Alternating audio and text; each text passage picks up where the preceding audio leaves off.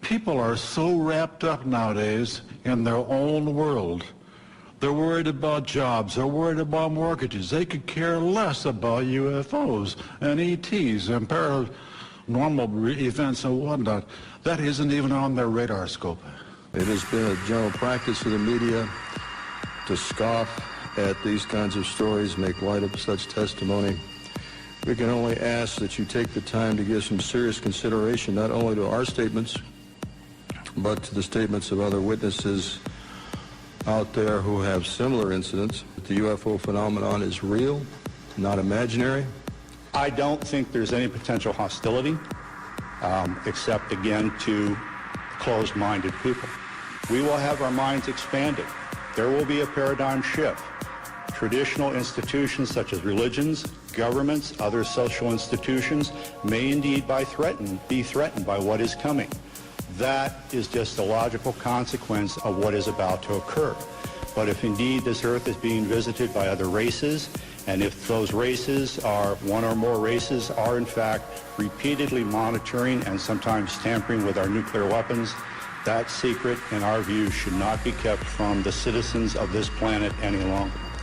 We have been lied to for so many decades about the truth of the matter, and I think we need to have more openness in society as far as what these things are. Several of our security policemen discovered strange lights in the forest in East Anglia, just outside the back gate of RAF Woodbridge. 3 patrolmen, Sergeant Peniston, Airman Burrows, and Airman Cabanasac, actually were dispatched into the forest and approached the craft.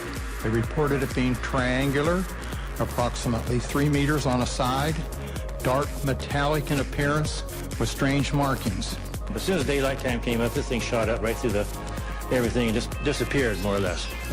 In a unidentified flying object came from the north and stopped right over us. It was bright red with a dark center. It was round. It had, I would estimate its diameter at about 50 feet. Off through the forest was a bright, glowing object. It silently moved through the trees, avoiding any contact. It bobbed up and down, and at one point it actually approached us. We tried to get closer.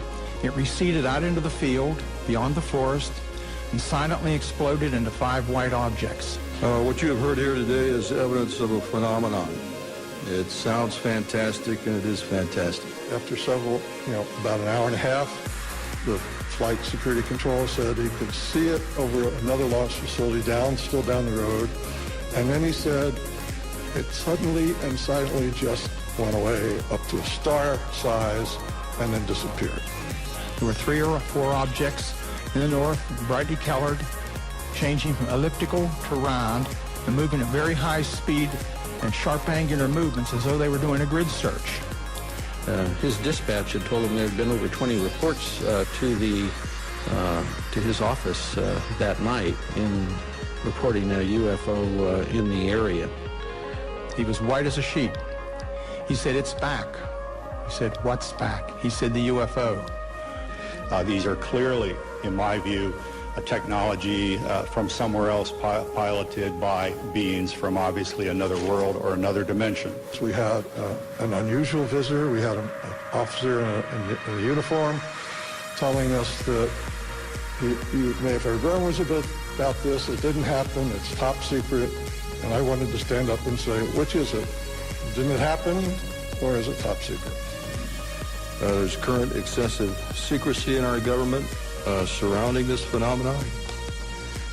Unknown aerial objects have in fact been observed over many of our nuclear weapons bases and other nuclear facilities, and in some cases the appearance of these objects coincided with compromising the operational readiness of our nuclear weapons. They're trying to tell us something without a question, whether it's don't go much further, you could get rid of the things. I don't have any idea. Are they from the extraterrestrial? Who knows? Are they from other dimensions? Who knows? Are they from underneath the earth? Who knows? Your guess is as good as mine. The reason I came to the conclusion that this was a message was simply, again, they could have done a lot more destruction, I think, to our weapon systems, and they didn't.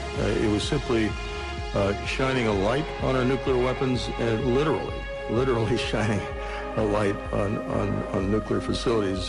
White light from the center looking down into the silo. This has happened all over the world. I can point to other instances where UFOs came over, shown a beam down on the weapons storage area where nukes were stored.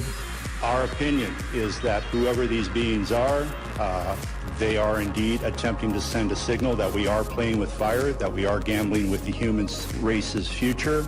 To me, it's pretty clear. This is just, we're shining a light on this, we're pointing it out. What are you people doing with nuclear weapons? These objects have been tracked since the early 1950s, if not earlier, traveling up to 7,000 miles per hour, making right-angle turns at high rates of speed, instantaneously hovering, reversing course. If we or the Russians or any country on Earth had those kinds of craft in the early 50s, why have we spent the last several decades developing fixed-wing aircraft of far inferior abilities? I just wonder what's in the archives in the Vatican as far as UFOs and things like that are concerned. If that could be released, wow, I bet it would blow the socks off a lot of people. No government on Earth will voluntarily release this information because it would jeopardize the status quo, i.e. their power. Even if there's no hostile intent or implication to the visitation of these beings, if indeed these are extraterrestrials, even if they're not meaning us any harm whatsoever, governments have nothing to gain and everything to lose by admitting the reality of this. And Victor Marchetti's opinion is that this will probably come out, by some action on the part of the phenomenon itself, which will leave no doubt in anyone's mind. But don't expect Washington or Moscow or any other government to volunteer the reality of all of this.